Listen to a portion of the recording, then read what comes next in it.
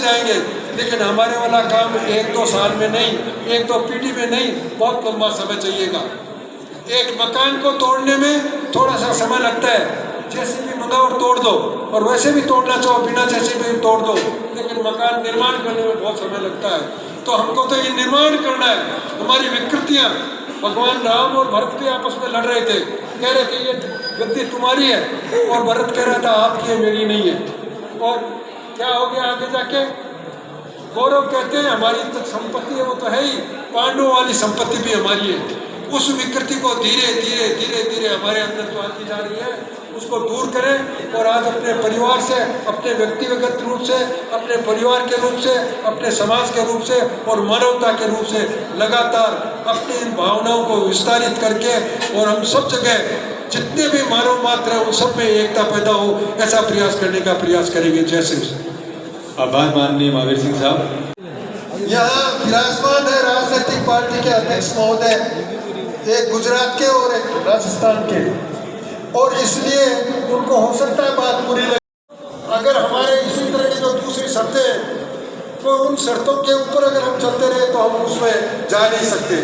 जब इसकी रिपोर्ट की गई, राजस्थान सरकार ने उन सब जो इस तरह के जो प्रतिबंध थे उनको कम करके केवल ये रख दिया कि साल भर में 8 लाख से ज़्यादा अगर की कोई अपराध नहीं, बस इतना सा अपराध, और बदनाम सबसे ज़्यादा वही होते हैं। बाकी जो दूसरे लोग अपराध करते हैं, हमारी बच्चियों को उठा ले जाते हैं, लेकिन उन्हीं के समाज का कोई आदमी आएगा, उसका कान पकड़ के लाएगा, मारो इसके जूते, देखो कितना बेईमान है, ये कोई काम करने का है, और बात खत्म हो गई।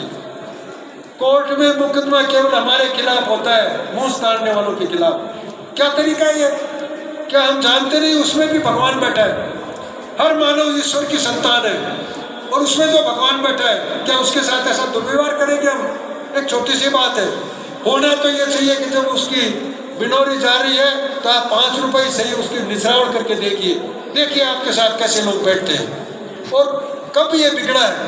मैं तो कहता हूँ इस लोकतंत्र के इस भारत में आने के बाद बिगड़ा है।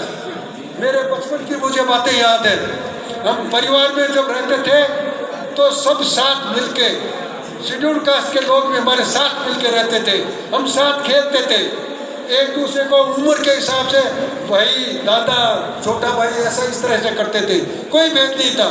उनके यहाँ की महिलाएं हमारे घरों में झाड़ू लगाने आती, तो हमारे करने में हमको भी अग्रणी बनना चाहिए कि नहीं, हम सबके साथ बराबर अच्छा व्यवहार रखेंगे।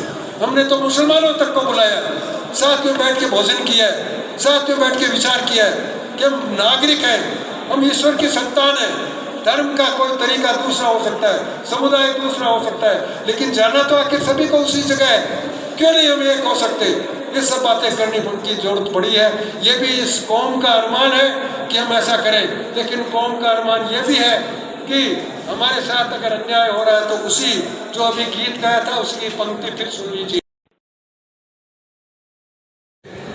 हमारे ध्यान देने के बाद ज़्यादा महत्वपूर्ण है, अपने आप को सुधारो। क्षत्रिय का काम यही है कि हर क्षत्रिय अपने संस्कारों को बनाए, अपने आप को सुधारो, और सुधरे लोगों की संगठित शक्ति होगी, उस समय अपने को किसी का अपने अरमान बताने की भी आवश्यकता नहीं, हम खुद पूर्ति कर लेंगे। इसलिए आज के इस समारोह को हम इसलिए याद करते रहेंगे कि ये तनसिंह जी के 100 साल पूरे हो रहे हैं, और तनसिंह जी ने हमको ये शिक्षा दी है कि राजपूत समाज अपने वर्तमान इस पूरी गिरी हुई स्थिति से कैसे ऊपर उठ सकता है। उसके लिए साधना करनी पड़ेगी, सबसे महत्वपूर्ण काम हमारा है। उनको तो